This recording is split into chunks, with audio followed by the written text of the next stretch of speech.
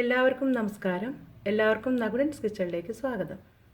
ഓണസദ്യയുടെ ഭാഗമായി ഇന്ന് ഞാൻ തയ്യാറാക്കുന്നത് കാളം കുറുക്കിയതാണ്. അപ്പോൾ അത് എങ്ങനെയാണ് തയ്യാറാക്കണമെന്ന് നോക്കാം. അതിനു മുൻപേ ആദ്യമായിട്ടാണ് ഈ ചാനൽ കാണുന്നതെങ്കിൽ നിങ്ങൾ സബ്സ്ക്രൈബ് ചെയ്യാനും ബെല്ലൈക്കൺ ക്ലിക്ക് ചെയ്യാനും മറക്കരുത്. കാളം കുറുക്കിയതിനുള്ള കഷ്ണങ്ങളാണ്. ഇതൊരു കായയാണ് ഞാൻ അരിഞ്ഞ് മഞ്ഞൾ വെള്ളത്തിലിട്ടിരിക്കണം, അതിൻ്റെ കറ പോകാൻ വേണ്ടിയിട്ട്. ഇത് കട്ടിയിലാണ് നമ്മൾ അരിയുക. ചേന ചതുര കഷ്ണങ്ങളായിട്ട് അരിഞ്ഞിട്ടുണ്ട്. അത് ഒരു ചെറിയൊരു കഷ്ണം എടുത്തിട്ടുള്ളൂ. കായ്ക്കനുസരിച്ച് കഷ്ണങ്ങൾ തുല്യമായിട്ട് അത് കൊടുക്കുക. മഞ്ഞൾപ്പൊടി ഒരു 1/2 ടീസ്പൂൺ ഉപയോഗിക്കാം. മുളക് പൊടി ഒരു 1/2 ടീസ്പൂൺ. ഇത് ഓപ്ഷണലാണ്. ഞാൻ ഇവിടെ പച്ചമുളകാണ് ഉപയോഗിക്കുന്നത്. നിങ്ങൾക്ക് മുളക് പൊടി പച്ചമുളക് ഏതാ ഇഷ്ടം അത് ഉപയോഗിക്കാം കേട്ടോ. കുരുമുളക് പൊടി ഒരു 3/4 അല്ലെങ്കിൽ 1 ടീസ്പൂൺ ഉപയോഗിക്കാം. കുരുമുളക് പൊടിയായിട്ടില്ലെങ്കിൽ നിങ്ങൾക്ക് നാളികേരത്തിൻ്റെ കൂടെ മുഴുവൻ കുരുമുളക് അരയ്ക്കാം.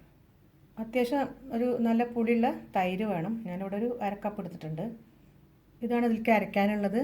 നാളികേരം ഒരു 1/2 കപ്പ് എടുത്തിട്ടുണ്ട്. പിന്നെ ജീരകം, കറിവേപ്പില, ഒന്നോ അല്ലെങ്കിൽ ചെറിയ 1-2 പച്ചമുളക്.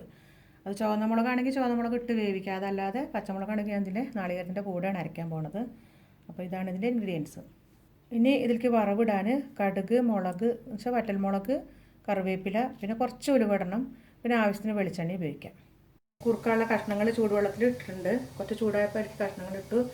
മഞ്ഞൾപ്പൊടി ഇട്ടു, കുരുമുളക്, കുറച്ച് ഉപ്പിട്ടിട്ട് നമുക്ക് അടച്ച് വെച്ച് വേവിക്കാം.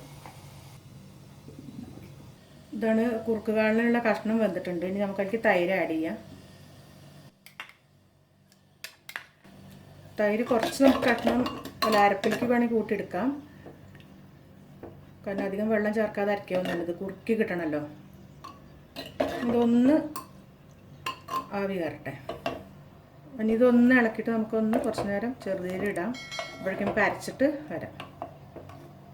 തൈരിലേക്ക് ഞാൻ കഷ്ണങ്ങൾ അരപ്പ് കൂടി ചേർക്കണം. കഷ്ണങ്ങളിലേക്ക് ഒന്ന് ഇളക്കിയെടുക്കാം.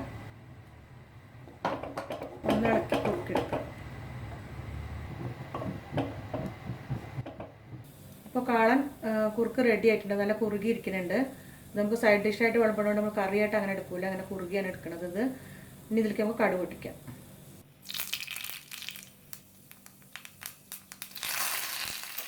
സ്റ്റവ് ഓഫ് ചെയ്തിട്ടുണ്ട്. വല്ലാതെ കരിഞ്ഞു പോകരുത് ഉലുവയൊക്കെ ഇട്ടാൽ.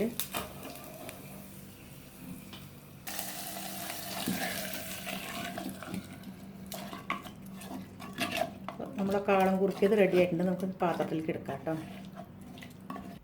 അപ്പോൾ നമ്മളെ കാളം കുറുക്കിയത് റെഡി ആയിട്ടുണ്ട്. അത് നല്ല ടേസ്റ്റാണ്. എല്ലാവരും ട്രൈ ചെയ്യണേ. ഈ വീഡിയോ ഇഷ്ടമായെങ്കിൽ നിങ്ങൾ ലൈക്ക് ചെയ്യാനും ഷെയർ ചെയ്യാനും കമൻറ്റ് ചെയ്യാനും ഒന്നും മറക്കരുത്. അടുത്തൊരു വീഡിയോ ആയിട്ട് വരുന്നവരേക്കും ബൈ.